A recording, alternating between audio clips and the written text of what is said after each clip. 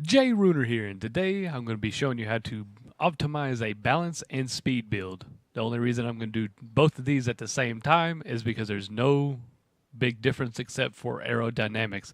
Since you can't build an all power build, uh, you can't really do much but get rid of the aero for your speed build.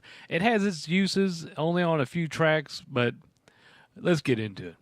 First thing you're going to do when building a balanced build is you're going to want to try to get that 300 horsepower. Now, if the car has a centrifuge charger, which this car only has a turbo, it's better to go with the centrifuge charger if it's available. If not, don't worry about it. The things to stay away from when building a car are your pistons, your displacement or your block, cams, your exhaust, and at times the air intakes. Why is this? Because all these kill your PI, especially the exhaust. Now the exhaust has special situations where you would use it, but it's only to make the car lighter if you have the PI available, and if you could gain any more handling out of the car with it. But for the most part, it's a PI killer, and you won't really use them for your balanced or speed builds. Uh, what I normally do is, since it does have an intercooler, I'm going to see the horsepower of each part that I'm going to be using, which will be the intercooler, the valves, the fuel system, and the ignition. Those are pretty much the main things you could use, since PI is so scarce when building these cars, so you got to really build yourself up to it. So the first thing I do is look at each part and see which part has the least amount of horsepower and will affect the PI the least. So looks like the valve has the least amount of horsepower, so we're going to put that valve on first. And then we're going to put on the intercooler. Then we're going to get the fuel rail. And we're going to keep working ourselves up until we get to about that 300 range. So that gets us at 9 horsepower. Now we're looking for the last bit of horsepower that's going to push us over. So you'll start over again and see which component gives the least amount of power. So you got 6 horsepower there, 4 horsepower there. See, with the valves, we got another 4 horsepower. And with the intercooler, we have another 6 horsepower. So gonna go with the valve, get that 4 horsepower in there, and then check the intercooler, which that puts us at 301. So we're real close. We might have to mess around to get it perfect. See, we're hitting that 301.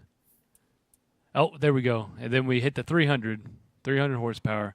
So there's a little testing to do it, but it's not that hard once you figure out which parts don't give out the most PI. So once you got your power put in, get your street tire because you need it because of the homologation.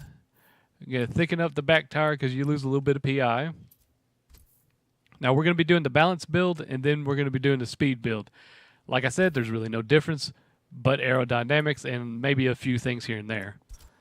Going to put on my race diff because that's good for tuning. Going to get the aerodynamics, the full front bumper and the full rear wing. And this is mainly if the back bumper is if the PI doesn't go up or down, but it does reduce drag, which increases your speed by a little bit, which speed is a good thing, especially in a game where the homologation is like so tight that every little bit of an advantage, you got to use it. So, all right, that brings us to 156 miles per hour with those components. So we're going to keep those on there. Now we're going to look at our brakes and then get our racing suspension, anti-roll bars, and then the roll cage.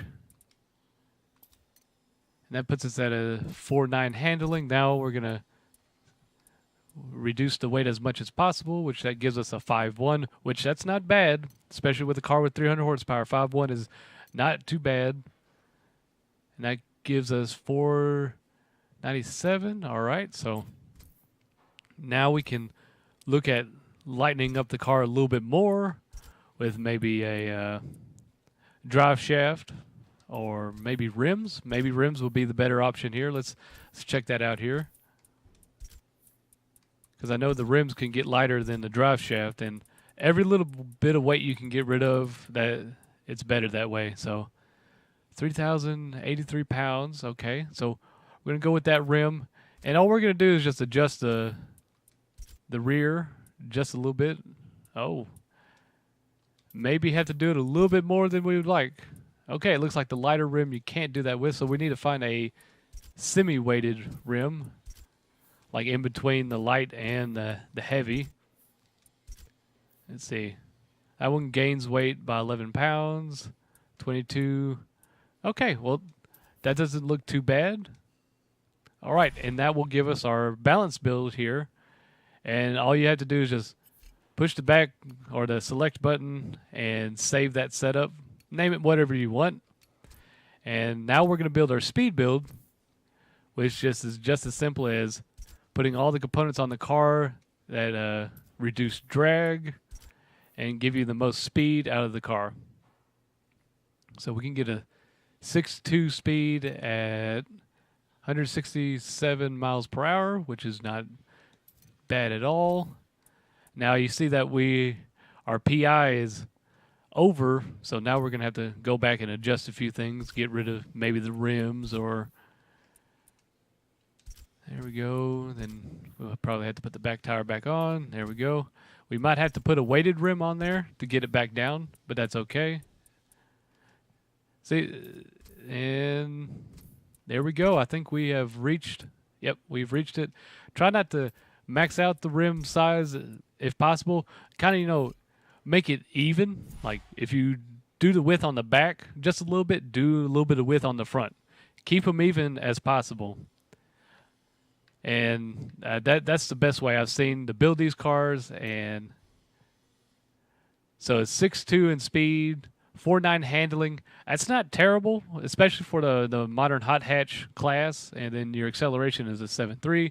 You can't help that the weight is there. Can't do much about that because Mazda's a little heavy. But at least you'll have the full 300 horsepower. Some of the cars can't get the full 300 horsepower. But what I've seen so far is that acceleration will definitely kill you a lot of times. But this car is not that bad. It's pretty good. Have really no complaints about it. So this has been Jay Runer. Like, subscribe, and thanks for watching.